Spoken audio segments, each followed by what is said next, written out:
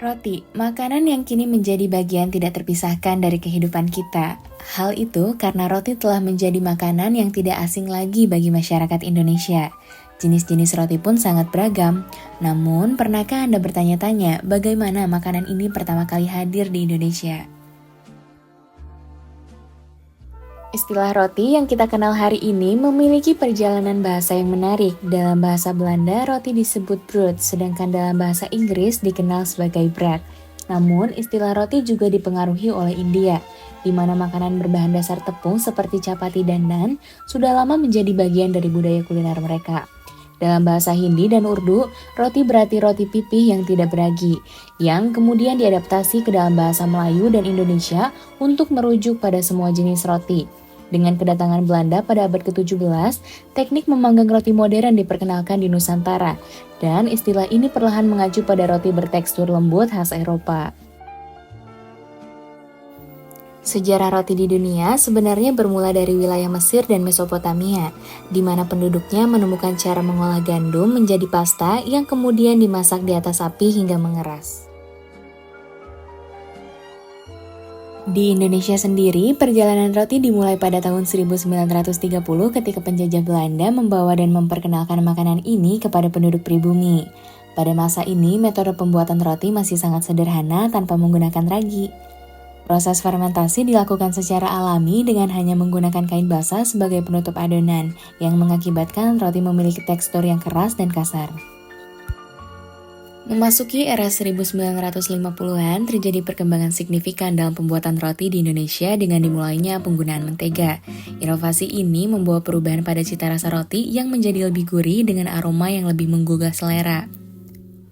Meski demikian, tekstur roti masih tergolong padat dan kurang mengembang karena proses pengembangan adonan masih mengandalkan suhu ruang dengan penutup lap basah. Perkembangan berikutnya terjadi pada dekade 1970-an yang ditandai dengan munculnya variasi roti berisi keju parut atau coklat. Salah satu produk yang populer pada masa ini adalah Long John, yaitu roti goreng berbentuk panjang dengan isian mentega atau taburan keju yang masih dapat ditemui hingga saat ini.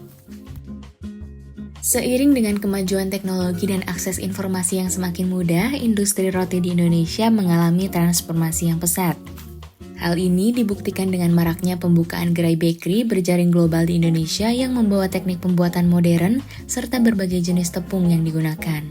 Perkembangan ini sejalan dengan preferensi masyarakat Indonesia yang lebih menyukai roti bertekstur lembut dan manis, berbeda dengan selera masyarakat Eropa yang cenderung menyukai roti bertekstur keras. Bandung, sebagai pusat budaya kolonial, menjadi saksi bagaimana roti bertransformasi di Indonesia. Produsen terkenal seperti Falconet, Mission Bohrayan, dan Mission Vohovo menciptakan standar baru dalam pembuatan roti. Usaha ini tidak hanya milik Belanda, tetapi juga pengusaha Tionghoa yang turut memperkaya variasi produk dengan rasa lokal. Pada masa kolonial, Falconet menjadi simbol modernisasi industri makanan. Menggunakan teknologi canggih, mereka mampu memproduksi roti dalam jumlah besar, memenuhi kebutuhan lokal bahkan mengirim produk ke Eropa.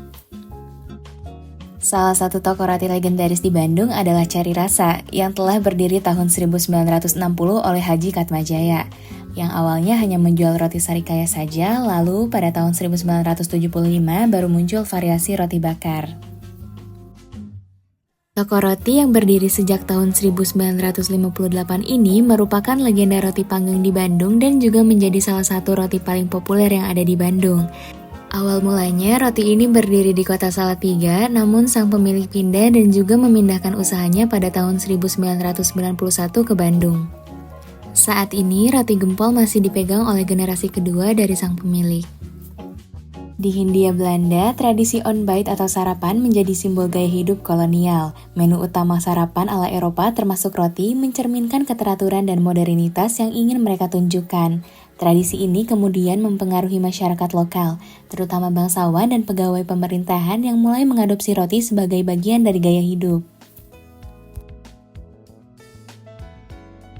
Saat ini, roti di Indonesia telah mengalami banyak adaptasi untuk menyesuaikan dengan selera lokal, seperti roti dengan isian coklat, keju, dan pandan.